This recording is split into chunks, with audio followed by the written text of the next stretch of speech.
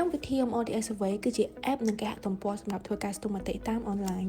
អ្នកនឹងទទួលបានពិន្ទុជាសាច់ប្រាក់សម្រាប់ការចំណាយពេលចូលរួមការស្ទង់មតិលើ app និងគេហទំព័រ MODS Survey ដើម្បីចូលរួមអ្នកត្រូវតែបង្កើតគណនីបំពេញព័ត៌មានលម្អិតជាមួយនឹង email នៅពេលដែលអ្នកចុះឈ្មោះរួចរាល់អ្នកនឹងអាចចូលប្រើគេហទំព័រនិង app របស់ MODS Survey បានយ៉ាងពេញលេញអ្នកក៏អាចយកពិន្ទុដែលទទួលបានដើម្បីបដូរជាផលិតផលផ្សេងៗដែលមានដាក់ជូនសម្រាប់ឲ្យជ្រើសរើសទាញយក app MODS Survey ពី Google Play Store និង Apple App Store អ្នកនឹងទទួលបាននូវភាពងាយស្រួលក្នុងការចូលរួមការស្ទង់មតិពីក្រុមហ៊ុន MODS Consulting គ្រប់ពេលវេលានិងគ្រប់ទីកន្លែងនៅពេលដែលអ្នកបំពេញប្រវត្តិរូបនិងចំណាប់អារម្មណ៍របស់អ្នករួចរាល់អ្នកនឹងចាប់ផ្ដើមទទួលបានការស្ទង់មតិដែលមាននៅក្នុង app និងគេហទំព័រ MODS Survey មានប្រើប្រាស់នីតិវិធីសាមញ្ញដើម្បីផ្ដល់ភាពងាយស្រួលដល់អ្នកក្នុងការបដូរពិន្ទុរបស់អ្នកជាទឹកប្រាក់ឬផលិតផលផ្សេងៗ